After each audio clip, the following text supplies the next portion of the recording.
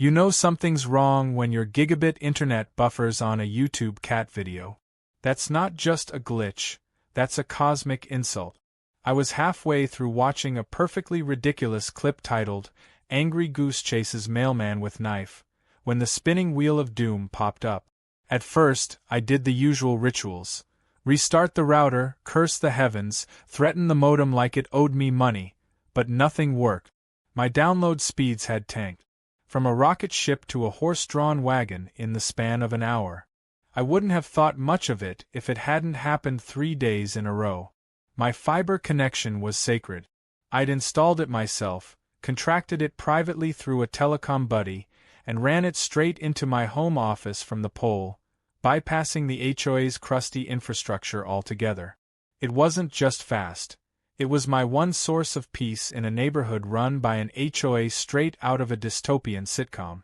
So when that connection stuttered, I knew it wasn't just a technical issue. Something was wrong. Really wrong. I fired up my diagnostic tools. Packet loss, spiking. Latency, a drunk roller coaster. Usage off the charts. I wasn't streaming or downloading anything big, but somehow my upload and download metrics were cooking like I was running a server farm. I checked all my devices. None were infected. No malware. No background updates. That's when I knew someone was stealing my bandwidth. Now, I'd like to say I reacted with grace. But the truth is I laughed. Laughed so hard I nearly fell off my chair. Who in their right mind would try to leech off a direct fiber line? It's not Wi-Fi, you can't just borrow a cable like sugar. That's when the laughter turned to curiosity. Then to a plan. I grabbed my tone generator and signal tester. Yeah, I'm that kind of nerd. I walked the perimeter of my house like a paranoid goblin, testing the line for bleed and interference. That's when I picked up something odd. Signal bleeding out from behind my property fence, where the cable line dipped into the shared utility trench. So I followed it, and there it was. Hidden in plain sight, partially buried behind a decorative HOA shrub, sat a shiny, out-of-place, definitely not city-issued junction box. I opened it, half expecting to find a rat's nest of wires. What I found instead was surgical splicing. Someone had cracked my fiber optic line and installed a passive optical splitter, diverting my signal down a buried conduit that led in a neat, sneaky path straight to the HOA clubhouse. I stood there, staring into that box, feeling a wave of disbelief, amusement, and something darker under the surface. Rage, maybe, but the quiet kind. The kind that doesn't yell. The kind that plans. Because it wasn't just theft. It was sabotage. Whoever did this had cut into my private property, tapped into my personal network, and was now feeding it to a group of people who spent their days writing up citations for grass too tall or mailbox not HOA-compliant beige. I closed the box gently, took pictures, documented every wire, every label. Then I followed the new cable trench with my scanner, marking the route like a tracker in a jungle. The signal peaked again right outside the community clubhouse, confirming my suspicion. Those self-righteous meeting junkies were binging Netflix and running Zoom calls on my fiber. You'd think I'd confront them right then and there. Demand answers. Threaten lawsuits. But that's not how I roll. They'd expect confrontation. What they weren't expecting was espionage. That night, I booted up my secure logging server. I began packet monitoring. Traffic sniffing. Identifying device fingerprints. It was shockingly easy. These people had the cybersecurity awareness of a toaster. Smart TVs, phones, HOA surveillance cameras, even someone's Peloton. All leeching off my line. And all traceable. By the end of the night, I had a full map of every connected device and user ID. Karen Bishop's Samsung tablet. Chad's janky gaming laptop. The clubhouse's Nest thermostat. Dozens of unauthorized endpoints. And they weren't just using my internet. They were boasting about it. I knew because the next morning I attended the Maple Grove HOA community breakfast. The kind with dry donuts and coffee that tastes like burnt defeat. I sat near the back with my cap low, blending in. And there she was, Karen, in full Power Blazer glory, bragging to the other board members. Ever since we switched over to that new fiber, our connectivity's been amazing. Chad really outdid himself. She even sipped her coffee like she invented electricity. I almost choked on my donut. They really thought they'd gotten away with it. Karen smiled like a cat who'd just eaten the neighbor's parrot and got a medal for it. And Chad, dear, dim, floppy-haired Chad, just nodded proudly, completely unaware that I had logged every time he downloaded Fortnite patches on my stolen gigabit. As I walked home, still sipping bad coffee, I couldn't stop smiling. I wasn't angry anymore. No, I was something much more dangerous, amused. I had all the data, all the evidence, all the leverage. They had no idea their party line was about to become a dial-up funeral. Karen Bishop strutted around like she ran the Pentagon, except her battlefield was the HOA clubhouse and her arsenal was laminated parking violation slip. I wasn't surprised to find out she was behind the fiber heist. What did surprise me was how confident she was, how openly she bragged about it. After listening in at the community breakfast, I realized this wasn't just theft. This was entitlement dialed up to 11. In Karen's mind, if something existed within 3 blocks of her jurisdiction, she owned it. My private internet line was just one more thing she'd commandeered with zero guilt and even less understanding of how it worked. Chad, her nephew and the so-called community IT expert, was the perfect henchman. The kind of guy who calls himself a network engineer because he once reset a router and plays Call of Duty on hotel Wi-Fi. His main job appeared to be Googling things Karen didn't understand and occasionally plugging random wires into whatever hole was available. Chad had probably watched a YouTube video about optical splitters and decided he was ready to perform surgery on my line. I didn't want a confrontation. I wanted a confession on record. So I baited the hook. I sent out a mass email to the HOA mailing list from a burner Gmail account. The subject line was, Maple Grove Fiber Upgrade Inquiry, Anonymous Neighbor. Inside, I simply asked how the HOA was able to afford its recent internet upgrade and whether it was officially sanctioned or informally sourced. Within 20 minutes, Karen replied. Thanks for reaching out, she wrote. Our community deserves fast, reliable connectivity, and thanks to my nephew's expertise, we've managed a substantial improvement without impacting dues. We leveraged a little creative infrastructure that was, let's say, underutilized. No worries, it's all taken care of. Best, Karen. Creative infrastructure. Underutilized. That was code for we found something we don't own, took it, and hoped no one noticed. She was practically daring someone to challenge her. It would have been almost poetic if it weren't so mind-numbingly arrogant. Now that I had their confession, it was time for phase 1 of my plan. But first, I needed complete visibility. I reached out to my buddy Jake, a former telecom engineer who owed me a few favors and had a dark sense of humor to match mine. Together, we configured a packet sniffer that could map every device connected through the unauthorized splitter.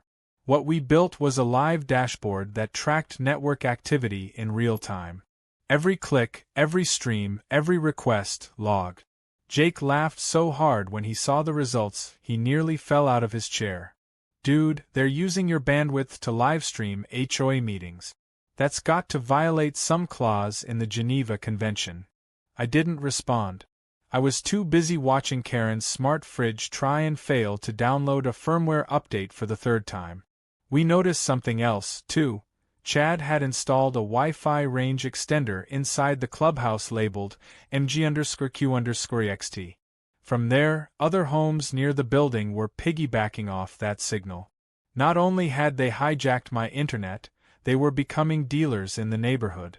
I had become an involuntary ISP. So I decided to act like one. We built a firewall profile that filtered traffic based on MAC address. Only unauthorized devices got throttled. Every HOA camera, thermostat, laptop, and voice assistant connected through that rogue junction box was now capped at 56K. Yes, 56K dial-up. I even added a touch of nostalgia. We throttled the bandwidth in sync with actual dial-up modem handshake. Every time they tried to stream, their devices would sound like a haunted fax machine in a hurricane. Pure poetry. The results were immediate. That Friday, the HOA scheduled its regular online meeting. I tuned in, sipping coffee and watching Karen's frozen face pixelate like a corrupted video game sprite. Her voice lagged behind her lips by about 7 seconds, and every few minutes, she'd disappear entirely, replaced by a spinning circle of buffering doom. Chad tried to fix it live, muttering something about network congestion, while sweat pooled on his forehead. At one point, the screen cut to Karen mid-sneeze, and it froze there for 15 seconds. Someone in the meeting asked if she was being possessed. The next day, I passed the clubhouse on my morning walk just in time to see Chad carrying a massive Netgear router out to the parking lot like it had personally betrayed him. He looked both furious and clueless, fiddling with settings on his phone while Karen paced beside him, barking instructions about calling the manufacturer. I let it go on for a week, just long enough to drive them to the brink of insanity. HOA security systems blinked in and out. The fancy touchpad on their digital locks stopped syncing with the cloud. Even the automated sprinklers failed to respond. And all the while, I continued monitoring every failed connection attempt. But then, just when I thought they might crack, Karen sent out an email that nearly made me spit out my drink. She blamed the slowdown on a suspected cyber attack, and suggested the HOA increase dues to invest in better cybersecurity. She included a photo of Chad holding a surge protector like it was a bomb he'd just defused. That's when I knew I had to escalate. I built a dummy ISP login portal. I spoofed a DNS redirect, so whenever Chad tried to access the router admin page, he'd be rerouted to a portal that looked official but was actually mine. On it, a fake message read, "Notice, bandwidth has been throttled due to policy violation. Please contact your ISP representative." And underneath that, a phone number. The phone number rang to a burner line Jake and I set up. I answered in my best deadpan voice, pretending to be from a fictional ISP called Rapid Byte Fiber Support. "Hi, this is Ryan with Rapid Byte Fiber Support. We've detected unauthorized usage of a commercial fiber optic line originating from a non-permitted splice. Can you verify your address, please?" Chad was already sweating through the phone. Well, this is just the community clubhouse? We, were told this was all approved." "Approved by whom, sir?" "My aunt. I mean, Karen. Karen Bishop. She's the HOA president." "Oh," I said with perfect professional cheer. "So your aunt authorized the splicing of privately contracted, secured fiber infrastructure for community use without notifying the ISP or paying commercial access rate. That's very interesting. We'll be escalating this to our legal department." The sound that came out of Chad next was somewhere between a stutter and a choke. I didn't even need to hang up dramatically. He did it for me. By the next morning, the clubhouse Wi-Fi had been disconnected entirely. Chad tried plugging into the wall using an Ethernet cable like it was 2004. Still throttled. They were panicking now. I saw Karen arguing with a Comcast van parked outside the gate, trying to convince them to re-establish a new line urgently. The technician just kept pointing to the pole and shaking his head. That afternoon, Karen made a house call. She knocked on my door like she was trying to knock it down, fake smile pasted across her face like pancake batter. "Hi there," she said. "We're just checking in with neighbors to see if they've been experiencing any unusual internet outages lately." I stared at her for a moment, pretending to think. "Nope. Everything's been blazing fast over here. Streaming, gaming, uploading, no issues at all. Why do you ask?" "Oh," she said, blinking. "Just some technical glitches. Nothing major." Behind her, Chad hovered like a kicked puppy, holding a clipboard and looking like he wished he could melt into the bushes. I gave them the most innocent smile I could muster. Well, if you need a good ISP, I hear RapidByte is amazing. Karen's eyes twitched. Just a little. But it was enough to confirm she'd seen the login portal. I closed the door slowly, savoring the moment. They still didn't know how deep the hole they dug was. But they were about to find out. Karen wasn't used to losing. She was the type who'd stage a coup over mailbox height or make veiled threats about flower color coordination. The idea that someone had one-upped her, and in a domain as alien to her as fiber optics, was probably cooking her ego like a microwave burrito. Still, I kept my face neutral, my voice polite, and my digital noose tightening behind the scenes. The firewall stayed active, the spoofed ISP page stayed live, and their clubhouse remained stuck in a time warp circa 1998. I was nowhere near done. That week, the HOA sent out a memo with the subject: Technological vandalism suspected, stay vigilant. I laughed so hard I nearly dislocated a rib. Apparently, they'd convinced themselves that some hacker, or maybe a team of elite Russian saboteurs, had infiltrated the HOA's network infrastructure and disabled it out of spite. Karen claimed it might be a neighborhood attack. Chad printed off pictures of suspicious utility poles and handed them out during a special meeting. One poor guy got flagged because he was spotted walking his dog near the Comcast box with a pair of earbuds in. Meanwhile, my spoofed ISP portal continued collecting logins. Chad tried a dozen different usernames. Admin, HOA Karen, FiberKing 420. None of them worked because none of them ever could. All it did was send me delightful little pings each time they failed. It was like watching someone try to hotwire a cardboard car. Eventually, I started sprinkling little hints into the portal to push them further down the rabbit hole. Warning: unauthorized nodes detected. Please consult your infrastructure lease agreement, it would say. Or, this node has exceeded community bandwidth limits. Throttling in effect for HOA Clubhouse Zone 01. Each message was just vague enough to sound official, and just confusing enough to make Chad think he was close to solving it. He wasn't. But even I underestimated just how badly Karen needed to maintain her facade. She wasn't about to admit defeat, especially not in front of her fiefdom. So she doubled down. She started hosting HOA meetings in person again, insisting it was a return to tradition, though everyone knew it was because the internet at the clubhouse was still slower than a glacier dragging a fax machine. The best part? She started charging residents a technology maintenance fee. $5 per household, tacked onto the next dues cycle, for necessary upgrades to ensure network reliability. She was charging people for stolen bandwidth she couldn't even use anymore. I couldn't make this up if I tried. But I wasn't just watching for laughs. I was building something. Jake and I had started Phase 2, a full-scale spoof of a legitimate ISP support portal.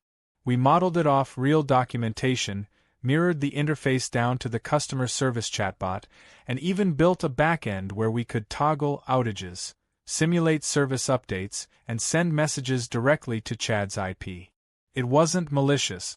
No viruses, no spyware. Just performance art in HTML. The final cherry on top? We embedded a tiny delay every time the fake portal loaded, exactly 9.6 seconds of buffering. Enough to feel painfully real. The kind of wait time that makes people question whether they clicked wrong. It worked like a dream. The next time Chad tried logging in, he got a personalized message. Account flagged, infrastructure breach detected. Legal compliance review pending. ETA, 72 hours. That afternoon, he sent out an emergency HOA tech update email. The subject line was an all-caps scream. Important internet status, urgent action required. According to Chad, the community's experimental broadband implementation had encountered severe throttling from upstream packet authorities due to non-standard leasing structures. Which was a fancy way of saying, we messed up big and the internet gods are mad. He even included an ASCII diagram. It looked like someone tried to draw the Death Star using a broken keyboard. Residents started getting anxious.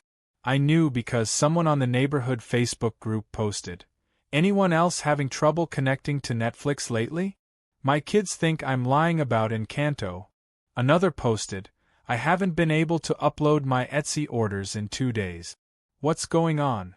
The thread exploded with speculation. Karen tried to shut it down, claiming the HOA had everything under review, but the tide was turning. Then, a miracle fell into my lap.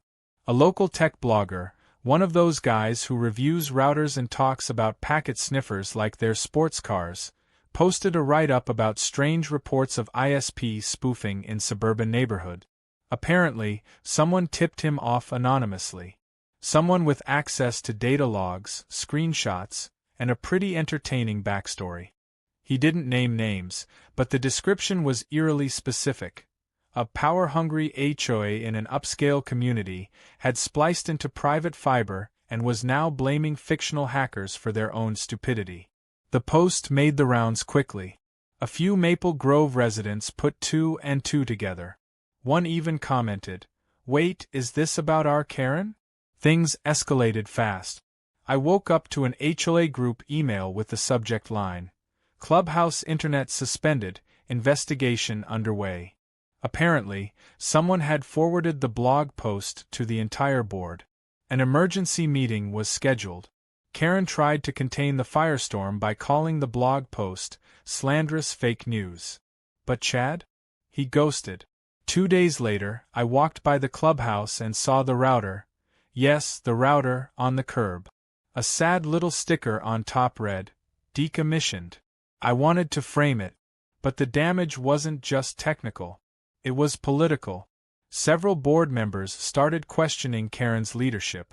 One of them, a retired accountant named Doris with more backbone than I'd given her credit for, demanded a forensic audit of HOA technology expenses.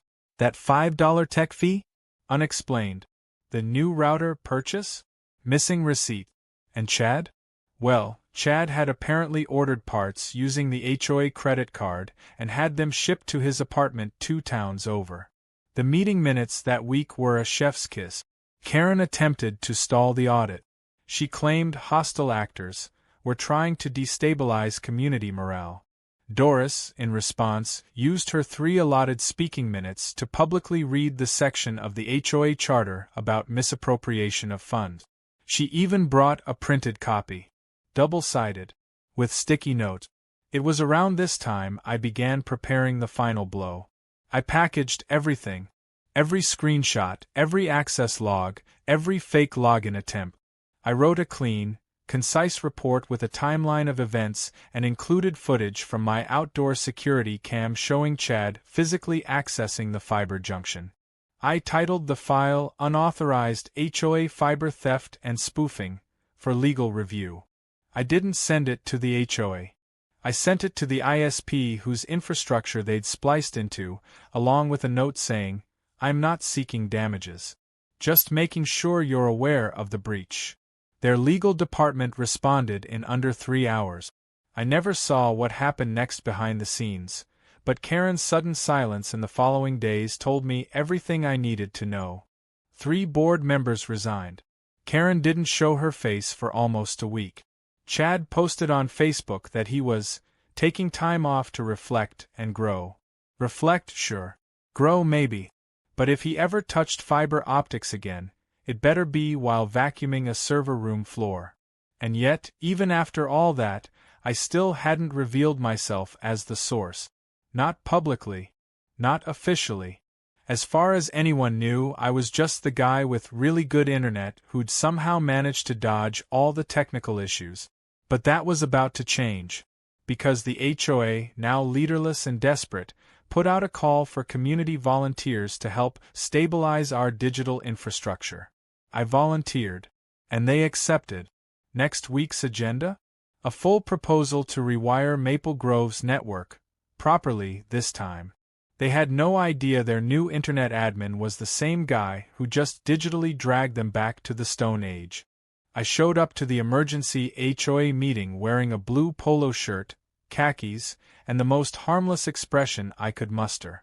The new interim board didn't know what to expect from David from Lot 47, which was perfect. I brought diagrams, proposals, even a printed-out spreadsheet labeled Projected Community Uplink Plan. All very boring. All very convincing. No one suspected the guy offering affordable, legal internet upgrades was the same man who had personally throttled their clubhouse into prehistoric bandwidth and turned their IT director into a Reddit cautionary tale. The meeting opened with a moment of silence for ongoing infrastructure disruptions. Karen was notably absent. Her name had quietly vanished from the meeting minute. In her place sat Doris, who looked like she'd been preparing for this moment her entire retired life.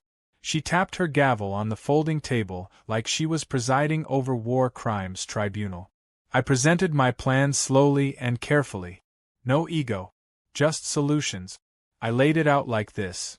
The HOA would partner with a registered local fiber provider, Jake's side business, recently legitimized for exactly this purpose, and we'd install a legitimate shared access line through regulated trenches. Residents could opt in. The HOA could manage it legally. No splicing, no shady rerouting, and most importantly, full transparency with bandwidth that didn't randomly collapse when someone turned on a smart microwave. Doris leaned forward, adjusting her glasses. "And how do we know this isn't just another Chad situation?" she asked, voice sharp enough to shave concrete. I smiled. "Because I've already done the audit. I know exactly where the line was spliced. I know who did it. And I can prove it." Silence. Cold, awkward, tension-thick silence. Doris cleared her throat. "You know who did it?" "Yes. But that's not why I'm here. I'm not here for revenge. I'm here to help fix what got broken." I slid a folder across the table labeled Unauthorized Network Incident Documentation. Inside were screenshots, time-stamped connection logs, photos of the spliced junction, and a printed copy of Chad's hilarious fake ISP login attempts. On top was a legal letter from the actual ISP stating that they had reviewed my report and were prepared to file civil charges against any entity found to be misusing commercial infrastructure. Charges that, thankfully, they were willing to drop if the HOA complied with future regulations. One of the other board members, a middle-aged man named Philip who wore his badge like a sheriff's star, flipped through the pages with visible horror. This is bad," he mumbled. "We could have been sued." "Oh, you can still be sued," I corrected gently. "But you probably won't be. Unless someone pushes it." Doris leaned back, hands steepled under her chin. "You're saying Karen authorized all of this?" "No," I replied. "I'm saying she did it without authorization. That's a whole different category of liability." The room let that hang in the air for a moment. I could almost hear Karen's HOA reign disintegrating somewhere in the distance. Doris finally nodded. "We'll vote to implement your plan pending legal review. And we'll be pursuing disciplinary action against certain former board members." And just like that, the deed was done. I walked out of that meeting with two things: a signed agreement authorizing my company to oversee the new network build-out, and the kind of satisfying smugness you only get when justice comes with a gavel and a spreadsheet. The next 2 weeks were a blur of trench mapping, line installation, and watching HOA members try to act like they hadn't spent the last month choking on dial-up fumes. Residents started talking. Rumors swirled. Some believed the internet sabotage was an outside attack. Others whispered about a tech vigilante in the neighborhood. Only Doris knew the truth. She pulled me aside during a community walkthrough and said, "I don't need to know all the details. Just know you've earned a few favors." I nodded. "I might cash in one day. Maybe I'll paint my mailbox purple." She didn't laugh. She just said, "I'll pretend I'm colorblind." By now, Chad had vanished entirely. His last known public appearance was a blurry photo of him at a Radio Shack liquidation sale, looking like a man trying to restart his life with an HDMI cable and a bag of shame. Karen, meanwhile, sent out a final email claiming she was stepping down for personal reasons, which everyone knew was code for "I got caught, and my lawyer told me to shut up." No farewell party. No plaque. Just a quiet deletion of her contact from the HOA website. But that's not where the story ends. One morning, a plain manila envelope appeared on my doorstep. No return address. Inside was a cease and desist letter, signed by Karen's personal attorney, accusing me of willful digital interference, impersonation of a service provider, psychological harassment, and intentional degradation of electronic assets. I laughed so hard I nearly tore the page. The irony was so thick you could butter toast with it. I called my own attorney. Yes, I'd preemptively hired one, and handed him the entire packet of logs and correspondence. His review was quick and brutal. "They're accusing you of sabotaging infrastructure they stole from you. That's like suing someone for locking their own front door." A week later, Karen received a countersuit. Civil theft of services. Unauthorized access to secured infrastructure. Potential wiretapping violations, thanks to her using the HOA surveillance system over the pirated line. The damages weren't massive, but they were enough to matter. Her lawyer folded within days. Karen agreed to settle. Quietly. Her settlement included a clause requiring her to pay restitution in the form of HOA credits. She would have to fund the first year of the new legal network rollout for every resident. Out of pocket, roughly $12,000. It was poetic. She would still be part of the HOA, but only as a silent, paying contributor. I celebrated that night with a bottle of wine, my laptop open, watching 4K streaming video on a connection so fast it felt like time travel. No buffering. No throttle. Just peace. And one last detail. Remember that junction box behind the decorative HOA shrub? I removed it, cleaned it up, mounted it in a shadow box frame, and hung it above my desk. Beneath it, a small metal plaque read, "Here lies the speed of Karen's empire. 2023 to 2025. May it buffer in peace." The final act came a week later, during the grand unveiling of the new HOA fiber initiative. I stood before a modest crowd of residents, most of whom had no idea I'd spent the last month systematically dismantling their corrupt board's tech empire, and gave a short, polite speech. I'm proud to be part of a community that believes in transparency, innovation, and connectivity. And I look forward to a future where no one has to suffer through 480p buffering during family movie night. Polite claps, warm smiles. Doris even gave me a subtle thumbs up. Afterward, a few residents came up to thank me. One whispered, "I heard you're the guy who took down the old system." I just smiled. Who, me? I'm just here to help. But as I walked away, I spotted something, an old HOA flyer still pinned to the bulletin board. The one from months ago, back when Karen was bragging about her fiber genius nephew and their cutting-edge clubhouse upgrade. It was faded now, curling at the corners. They say revenge is best served cold, but I served mine over fiber, hot, high-speed, and perfectly legal. With Karen quietly banished from power and Chad presumably hiding out in a Radio Shack stockroom somewhere, life in Maple Grove settled into a strange but peaceful rhythm. The community's internet ran smoother than ever, HOA meetings became tolerable, and residents stopped referring to every minor landscaping disagreement as a federal case. For once, everything was quiet. But just because things were quiet didn't mean I was finished. The new fiber network launched on schedule. Jake and I had built it to last, secure, scalable, and ridiculously fast. It was everything the old spliced system pretended to be but never was. We buried fresh conduit, installed proper access terminals, and configured residential access points with smart tiered plans. No more piggybacking. No more secret splits. Just clean, open connectivity. I even created a community dashboard where people could monitor uptime and submit support requests. My inbox filled with thank you notes instead of cease and desist. It was a nice change. The board, now led by Doris, was grateful. And careful. Everything they did was logged, voted on, and documented in plain language. No more hidden expenses. No more nephews, accidentally reconfiguring the entire HOA server with a YouTube tutorial and a Monster Energy drink. Maple Grove was becoming a proper neighborhood again. I should have left it there. I really should have. But one evening, as I walked past the now mostly abandoned clubhouse, I saw something that stopped me cold. A new extension cable, tucked against the base of the wall. Fresh, orange, and unmistakably connected to a junction box. It was running from the clubhouse, again. At first, I thought maybe it was a coincidence. Maybe a maintenance guy forgot to clean up. But when I traced the cable, I found it snaking around the back, into the small shed behind the building. Inside was a dusty office chair, an old monitor, and, incredibly, Chad's signature gaming laptop. He was back. I nearly laughed. Of course he was back.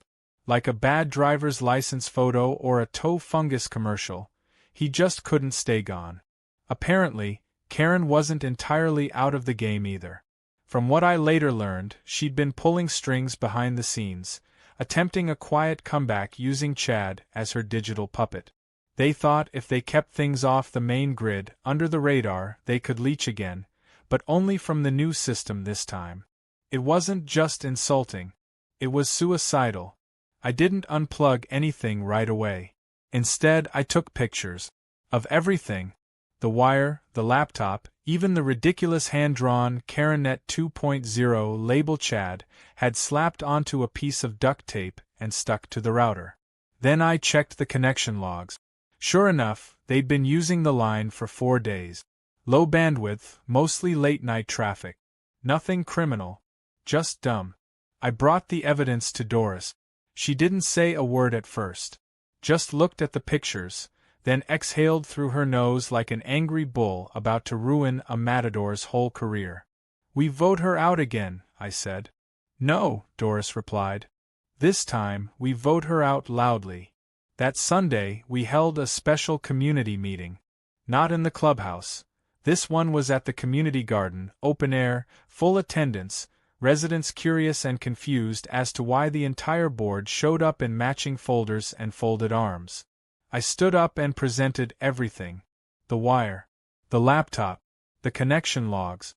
The pictures. I didn't need to add flair, just facts. Clean, precise, chronological. At one point, I even read a DNS log aloud that showed someone had tried to access Karen's personal blog from the connection, KarenUnfiltered.org. Her most recent post? My HOA betrayed me, but I'll take it back piece by piece. When I finished, Doris stepped forward with a resolution. In light of these new events, and in accordance with the updated Maple Grove bylaws, I move to formally ban Karen Bishop from holding any HOA-affiliated position, committee seat, or advisory role for life. Furthermore, we recommend legal action for repeated infrastructure abuse and community deception. The motion passed unanimously. One resident raised his hand and asked if this meant Karen was officially gone for good. "Gone," Doris said, like a Windows 95 license key. That night, I drove to the clubhouse with 2 tools, a pair of wire cutters and a box. I unplugged everything, boxed up the laptop, the router, even the stupid roll of tape labeled, "Do not touch, private network, Chads." I left the box outside Karen's door with a post-it note that said, "Final return. Enjoy dial-up." The following morning, the note was gone. The box, however, was still there, untouched. I took it as a sign. Now that the last shred of Karen's power was reduced to an unplugged router and a missed opportunity, I turned my attention back to the network. There were still improvements to be made, bugs to squash, and bandwidth to optimize. But it was no longer a war. It was maintenance. Jake and I expanded the service area. We looped in the nearby cul-de-sac, helped an elderly couple install their smart thermostat, and even hosted a free Wi-Fi workshop in the community center where I taught residents how to use password managers and avoid phishing scams. It wasn't revenge anymore. It was rebuilding. Of course, some people still asked about the whole ordeal. I kept my answers short. Did you really take down the HOA internet? Only the parts that were stolen. Was it true that you made their bandwidth 56K on purpose? Let's just say they got what they paid for. And then came the final cherry. 1 year later, Maple Grove won a local Civic Tech Award for Best Connected Suburban Community. I was invited to accept the plaque at a small city event, mostly attended by mayors, tech guys, and old ladies who really liked their library app. I wore a tie, stood on stage, and said, "We built something better, not because we had to, but because someone tried to steal it. And when people try to take what's yours, the best revenge isn't just getting it back. It's making it so good they couldn't reach it again with 100 extension cords and a ladder." Polite laughter. Some applause. Afterward, someone asked what inspired the project. I thought about Karen. About Chad. About the orange cable sneaking around the clubhouse like a failed spy movie prop. Let's just say, I told them, Maple Grove had a connectivity crisis. Back home, I added the award to my wall. Right beneath the mounted junction box and the framed screenshot of the login page that read, "Bandwidth throttled due to unauthorized activity." But the very last thing I added was something small. A fake street sign I planted right outside the clubhouse entrance. It said, "Notice, attempting to steal internet will result in buffering until the end of time." Nobody removed it. Not even Doris. And so, Maple Grove finally had the internet it deserved. Fast, fair, and theft-proof. As for Karen? Let's just say, if she ever tried to stream Netflix again using someone else's line, the only thing she'd be watching was that little spinning circle. Forever.